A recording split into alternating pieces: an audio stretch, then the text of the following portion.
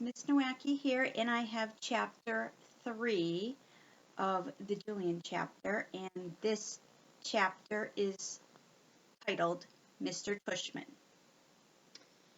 Mr. Tushman came into the office. He was tall, kind of thin, with messy gray hair. "Hey guys," he said, smiling. "I'm Mr. Tushman. You must be Charlotte." He shook Charlotte's hand. "And you are?" He looked at me. "Julian," I said. "Julian," he repeated, smiling. He shook my hand. "And you're Jack Will," he said to Jack, and shook his hand too. He sat down on the chair next to Nurse Molly's desk. "First of all, I just want to thank you guys so much for coming here today.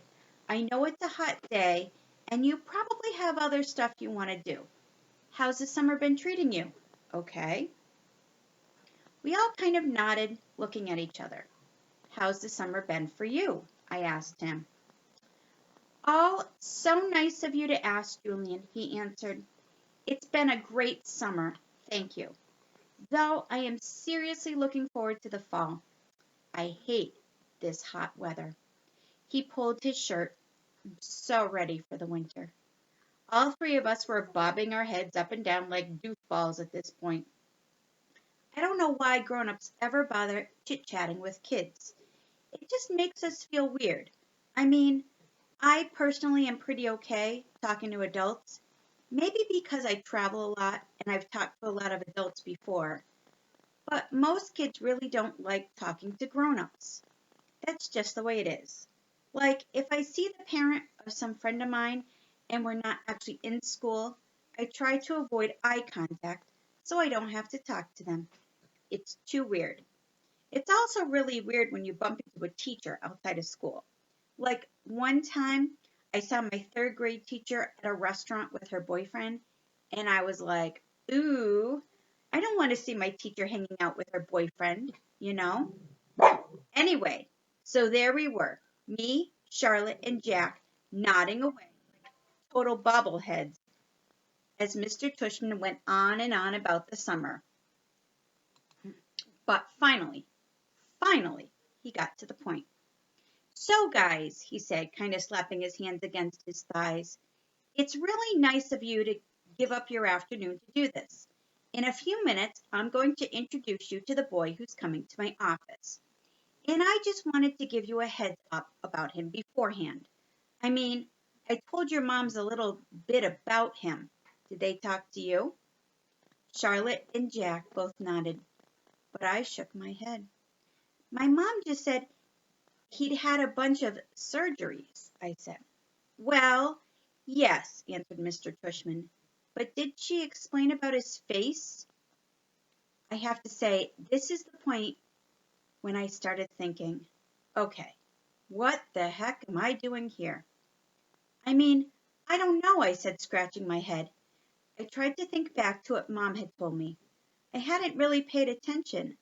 I think most of the time she was going on and on about what an honor it was that I'd been chosen. She really didn't emphasize that there was something wrong with the kid. She said that you said the kid had a lot of scars and stuff, like he'd been in a fire. "I didn't quite say that," said Mr. Tushman, raising his eyebrows. "What I told your mom is that this boy has a severe craniofacial difference." "Oh, right, I interrupted, because now I remembered. She did use that word. She said it was like a cleft lip or something. Mr. Tushman scrunched up his face. "Well," he said, lifting his shoulders and tilting his head left and right, "it's a little more than that." He got up and patted my shoulder. "I'm sorry if I didn't make that clear to your mom. In any case, I don't mean to make this awkward for you. In fact, it's exactly because I don't want it to be awkward that I'm talking to you right now. I just wanted to give you a heads up that this boy definitely looks very different from other children. And that's not a secret. He knows he looks different. He was born that way. He gets that. He's a great kid. Very smart. Very nice. He's never gone to a regular school before because he was homeschooled, you know, because of all his surgeries. So that's why I just want you guys to show him around a bit. Get to know him. Be his welcome buddies. You can totally ask him questions if you want. Talk to him normally. He's really just a normal kid with a face that, you know, is not so normal. He looked at us and took a deep breath.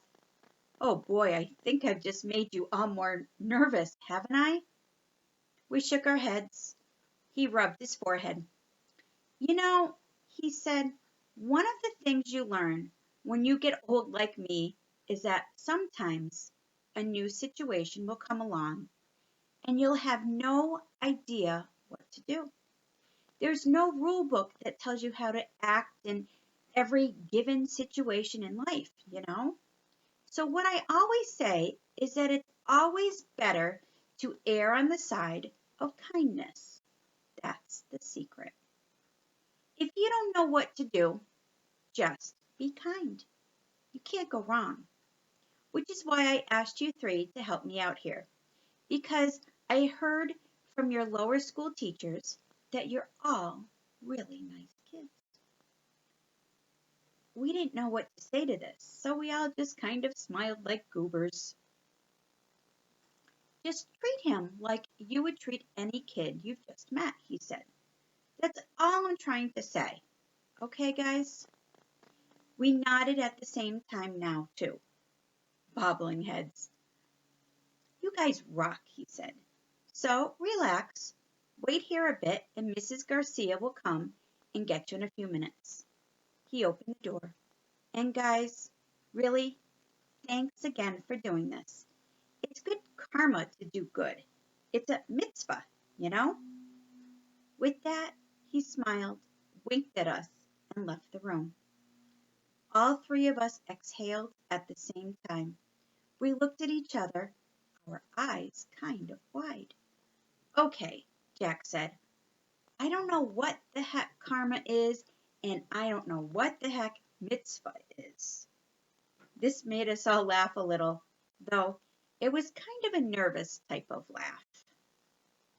And that's the end of chapter 3.